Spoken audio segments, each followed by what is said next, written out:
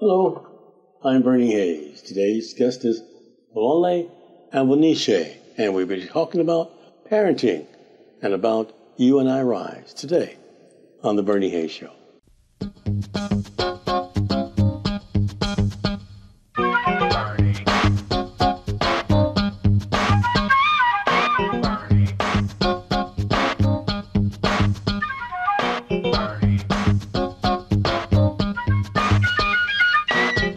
Welcome back. I'm Bernie Hayes. My guest is Bolanie Ambonisye. Bolanie, how are you? I'm doing Am I saying it right? Bolanie. Yes, Bolanie Ambonisye. You and I Rise. What is that? You and I Rise is adult education and training. What I say about it is that we solve Black American problems at school, work, and in the community. Such as? Well, one of the problems that we're having right now is so many Black children reading below their grade level. It's a problem nationwide, and let's say nationwide, more than half of Black children are failing in school because they read it below their grade level. Okay. In metropolitan areas like St. Louis, where there's a sizable Black population, it's closer to 75%, 80% of Black children are reading below their grade level, and that's one reason why across the nation it's more than half. So in the highly populated areas of large cities like Chicago and Baltimore, St. Louis. Sure. But do you focus on the parenting, the parents or the children? We focus on adult education because the fact that so many of our children are failing is not a child problem, it's an adult problem, and it's a community problem. So we focus on adult training to get us, the adults, on the same page about the environment that our children need to thrive, and also our role in providing that environment and just creating ways for us to cooperate to provide that environment, no excuses. Okay. You and I Rise, is that a brick and mortar facility, or is it something that you visit people, or they come to you, or what? We're a B2B, so we go to, we do business with other businesses. So we do business with schools and with institutions and even with government to provide adult training. So it's in the form of parenting education. It's also in the form of school staff training, and it's in the form of community building among adults. How long has You and I Rise been in existence? Formally since 2011. Wow, okay. So give us some success stories. Oh, well, they're mainly wrapped up in written testimonials and also in video testimonials. So on our YouTube channel, we have many parents who talk about the change that they've made as a parent and as a person as a result of taking a Tapping Our Parental Power workshop, because that's where we focus on our being aware of the impact that we are making and being intentional about the example that we set and what it is that we do and say in front of children, because we realize parents walk away generally understanding that, wow, I really am teaching my children with everything I say and everything I do. How do you reach them, and how do they reach you? How do they find out about you? Generally, we parents find out about us through their school, because their school is organizing and finding solutions around this problem of so many Black children reading below their grade level. And one of the areas that they've identified is the need for strengthening the relationship between school and home. And so we contract with schools who are looking to do that. And then we train the staff at school, and then we train their parents. I know Tony Miller, the photojournalist, did some videos for you. And I assume you distributed them around the educational facilities and so forth, schools and different places. We are working to find the best way to market. The best way to market this particular program. It's called Healthy School Home Connection, and so we're still in the process of gathering or arriving at a successful marketing strategy to do exactly that, to get the information out to principals. Now, one thing that we're doing is in January, which is next month, we're holding a breakfast for principals, and it'll be on Friday, January 12th at Exodus Galleries. I don't know if have you ever been to Exodus Galleries? It's over on Del Mar. It's a beautifully decorated place. And so we'll hold a breakfast there with area school principals to introduce them to Healthy School Home Connection. How did you get interested in helping the parents? How did Ms. Ambonisye get into this? I mean, why? Why do you care? I appreciate the question. I got on this journey back in when I was a teacher at the Frederick Douglass Institute, the independent African-centered school. And I taught there for about 11 years. And Sanyika and Wishe. That's right, Sanyika and Makini Wishe. Beautiful family. Yes. I taught there for about 11 years. And about halfway through that process, I started to notice a disturbing trend.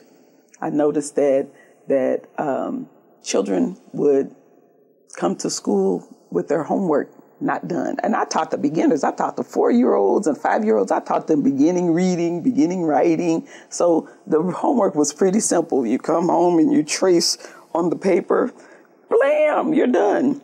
And they would come to school without their homework done. And I'd ask the mother and the father, what's going on? Why isn't the homework done? And they say, ooh, I can't do anything with them. I can't make them do that. And I'm like, oh my goodness, this child is 4, and you're saying that now? What's going to happen when they're older? Wow. You know, I guess that piqued your interest. Seriously piqued your interest, that was the first thing that I noticed that disturbed me. Yeah. The second thing was that, I remember just being frustrated in the classroom, and I was, and I came in and I was talking to the Mama Makini about it, as a matter of fact, and I was saying, you know what, if parents would just teach their child one thing, just one thing, it would make life easier for their child, for them as parents, and for anybody else who has to deal with their children. And Mama Makini said, well, what is that thing? And I said, well, if parents would just teach their children to follow their instructions, teach their children to listen to them and to follow their instructions. And you know what? I thought of a third thing. What is that? The third thing is, it flew out of my brain just that quick. Parents would come to me, because I'd have their child in their classroom, and they would come to me and say, you know what, Mama Bolanle, we were home last night and little Johnny was acting a fool. And I told him, I said, if you don't straighten up, I'm going to tell Mama Bolanle. And they straightened right up. And I'm saying, wait a minute, that's backwards. I'm supposed to be in school telling your child, if you don't straighten up, I'm going to tell your mother. And then they're going to straighten up. Or I'm going to tell your father. And then they're going to straighten up. You know, the authority is unbalanced. Okay. It has shifted in a way that's not in the best interest of the child or for the parent. Does that make sense? You see what I'm saying? Sure. Yeah, and so because of those things, you know, it'd been swirling around in my brain for years. And so then I think I heard a news report of a parent abusing the child so badly, and it just hurt me so much. And I was tossing and turning, and I just woke up and started typing, and I typed up this little quick, easy reading book. Is about 23 pages. Wow. That details the one thing we can do. We talked about teaching our children to listen to us and to follow our instruction. And that's how it began. Now, this happened in 2007. And I'm trying to make sure I get the right light. It'll be done. Okay. Bob's wanting to make sure that we say it. Yes, in 2007. And I started doing book readings with parents. And the response was so positive, and it generated such discussion that I started to, as I was listening to them, I was creating exercises And then it has now grown to the manual. Okay. Bolanie Ambonisye is our guest, and we were talking about parenting. And we're going to come back and talk about a couple of publications that she has out. We're in the New Life Evangelistic Center, 2428 Woodson Road in Overland, Missouri. And we'll be right back after this. As you're driving around looking at all the Christmas lights, remember Jesus is the light of the world. Jesus is the reason for the season. So move beyond just all the Christmas decorations into the real meaning of Christmas. Jesus says, come to me, all you who labor and are heavy laden, I will give you rest. Christ has come. Christ is risen. He's more than just a baby in the manger. You can experience him personally, and we want to invite you to do that this Christmas. As many as call upon the name of the Lord, they shall be called the children of God. Ask Jesus to be your Lord and Savior, and if we can help you, call us at 314-421-3020. Go to Larry Rice Ministries for a lot more teaching on this. Come to know Jesus, and as you do, reach out and help the poor, the fatherless, the widow, the hurting, the homeless. We give you so many opportunities here at New Life Evangelistic Center. It's nlecstl.org on the web, or you can send your gift to P.O. Box 473, St. Louis, Missouri, at 63166. Let your light shine, and let the love of God flow through you this Christmas. Behind me is the New Life Evangelistic Center administrative offices in Overland, Missouri. And this is where we shoot our shows for our worship shows and the Here's Help Network. And it's also where Zakid Baruti and Bernie Hayes shoot their shows. You can find all of these shows at the New Life Evangelistic Center app, the NLEC TV app. You can also access them on your tablet or on your computer. And this is how you can stay up to date with all the things that New Life Evangelistic Center is doing. There are so many different programs that we've got going on, and God is doing many exciting things through partners like you. So if you want to support the work that New Life is doing, then please access and give through the app. You can go online at nlecstl.org or give us a call at 314-421-3020.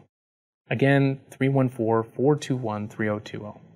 But this is the best way to get plugged into the amazing work that New Life is doing through people like you. And so there is something for you to get involved in today. And we are so thankful for our partners. Only through the grace of God and your gift are we able to bless others today. Bolanie Ambonisye is my guest. Yes, and we're talking about parenting. And you had a couple of publications here just before we went to break you were talking about. Tell us about this, what they are. Yes, Tapping Our Parental Power in a Nutshell. We published this in 2007, first published it, and it details the one thing that we can do as parents that dramatically improves our effectiveness. It makes life easier for ourselves and for our children and for anybody else who has to deal with our children. And it creates a solid foundation for academic and life success. All that in about 23 pages of reading. Oh, wonderful. And the other book? While we were doing book readings with the nutshell book, the discussions that were generated, I turned into exercises and put it together, and now it's the full manual. Tapping Our Parental Power. The manual for creating academic and life success for our children. That's right. Is that where the You and I Rise come in?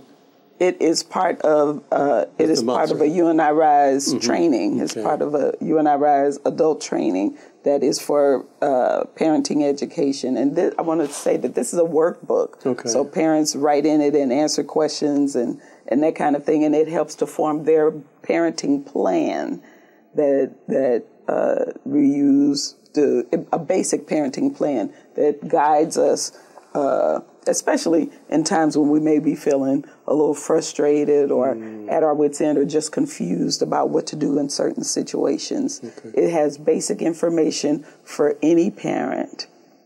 How can we reach you and get the books? We can be reached at youandirise.com, UANDIRISE.com, and then telephone number? You say the number out loud. 844-235-4501. Say it again. 844-235-4501. Okay, now that's your website or your email address? youandirise.com is the website address, and then my email is bolanle@youandirise.com. Bolanle. Okay, tell us about Bolanle. Who are you? Oh, who am I? Yeah. I am a mother of 4, grandmother of 2. From St. Louis? I am. I'm a St. Louisan, although technically I was born in North Carolina. I'm an Army brat. My parents, who both are from St. Louis, my father went into the service and then got stationed in Fort Bragg, North Carolina, on Fort Bragg, North Carolina, and that's where I was born. Okay, but you were raised here in St. Louis? For the most part, yes, because as an Army brat, we lived in a bunch of different places, Sure. Came back to St. Louis when I was around 13, and I haven't left yet. Okay. But the reason why I say born and raised, is because that's where our family is. Of course. And so whenever I thought about home, that's St. Louis's home for me. And I noticed that you were a teacher. How did you get that education? That's true. Training. That's true, and it's funny how that happened, because as an Army brat, we grew up in different places, and the schools were pretty structured.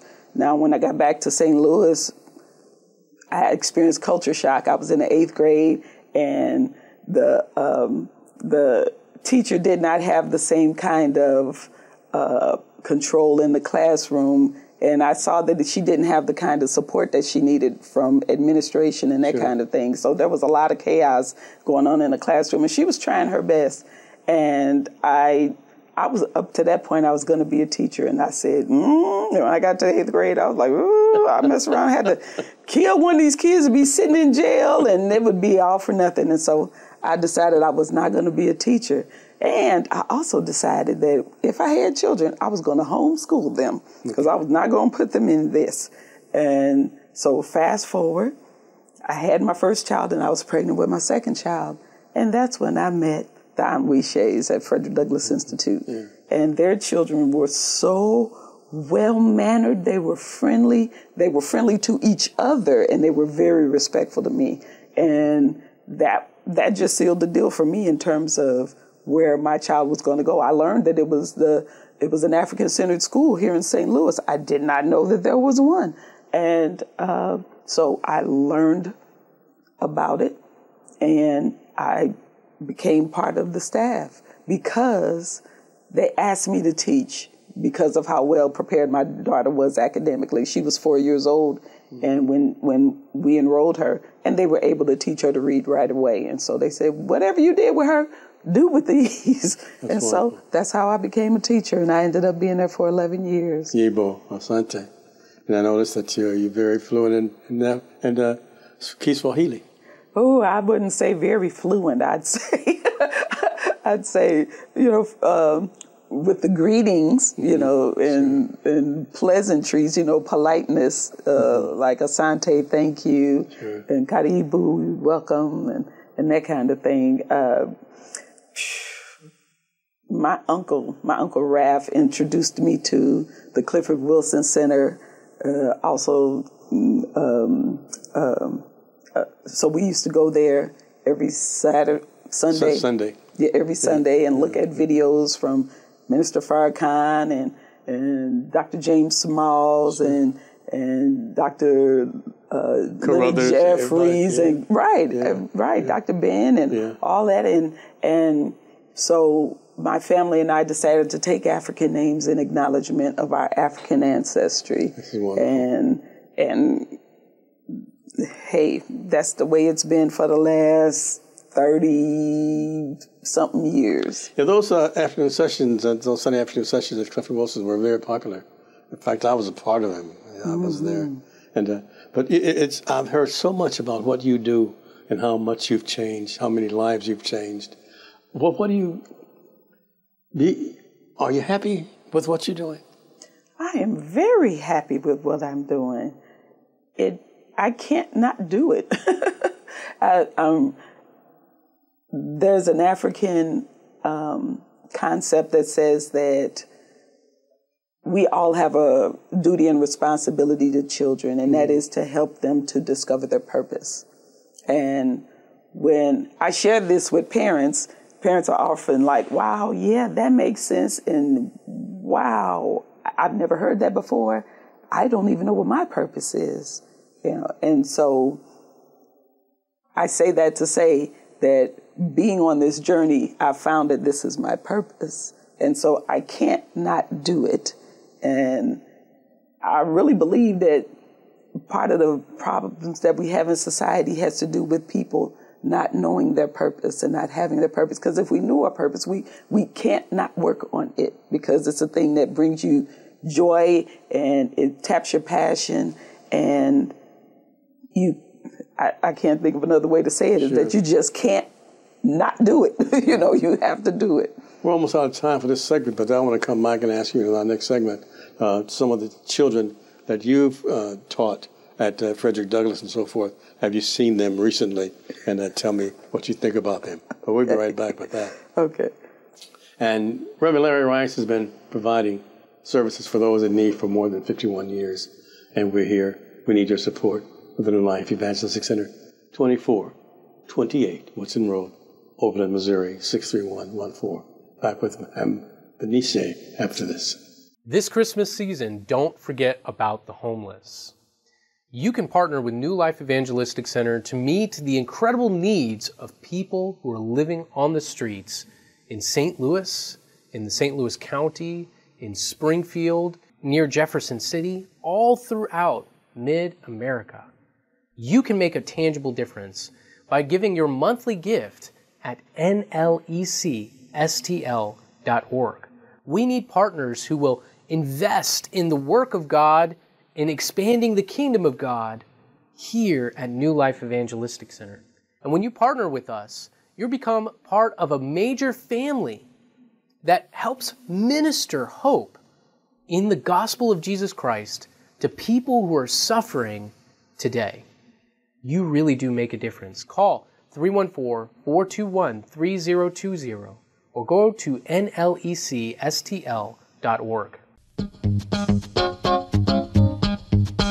Dr. Ralph Bunche, the first black Nobel Peace Prize winner. He was born in Detroit, Michigan in 1904. His father, Fred Bunche, was a barber in a shop having clientele of whites only. His mother was an amateur musician, and his grandmother was born into slavery. Ralph Bunche was a social science graduate who had studied colonial policy in West Africa before going into the service of the United Nations. The diplomat went to the Middle East to develop a plan for the divisive situation between Arabic and Jewish communities. Unfortunately, the UN resolution was rejected and a conflict began, which included the murder of the UN's chief negotiator. Bunche was named as Bernadotte's replacement and succeeded in achieving a ceasefire with the signing of the Armistice Agreement in 1949. He was awarded the Nobel Peace Prize in 1950, becoming the first black person to receive this prestigious award. Ralph Bunche. A lot of people are experiencing some difficult times walking through the journey of life, feeling that they're just totally overwhelmed. Maybe you're one of those individuals. I want to encourage you to get in God's Word, know that He loves you, He'll never forsake you, He's got a purpose for your life. If you haven't reached out and helped somebody lately, there's so many people that need help at this time. And those opportunities are available to you at New Life Evangelistic Center. We have search and rescue teams that are going out, finding people everywhere, and taking them to the direct help they need, helping them break the cycle of homelessness, going out to a wide variety of residential living programs we have. So many people hurting at this particular moment, and many that are in need. And you're going to feel good about helping somebody else that's in need. So if you want further information, call us at 314-421-3020. You can give online at nlecstl.org. You can volunteer, and most of all, you can really pray. We need prayer warriors at this time, facing some critical needs at this moment, and your prayers will definitely make a big difference for good. So please continue to keep us in your prayers here at the New Life Evangelistic Center. You'll Rise, director and founder, Bolanie Ambonisye, and I'm having a problem with that, but I'm getting it. But you also teach African dance, I understand. I do. I've been teaching African dance probably for the last 20 years, and I've been dancing for the last 30 years. Wow. All of these things happen, transition to is that all part of You and I Rise? Well, I'm saying the transition to African-centered ways of looking at and doing things all happened about 30 years ago. So that's when I came across Frederick Douglass Institute, getting involved in African dance, learning more about Black history and taking an African name. All of that stuff happened at the same time. And so, yes, I've been performing with Spirit of Angela for starting around that time. And then maybe about some years in, I started teaching. I started teaching the students at Frederick Douglass Institute and in community centers and even for after school programs. And now I teach at the Y, at the Bayer YMCA. Okay. Those children that you taught when they were 4 and 5 and 6 years old, do you see any of them now? And how? And are you proud of them?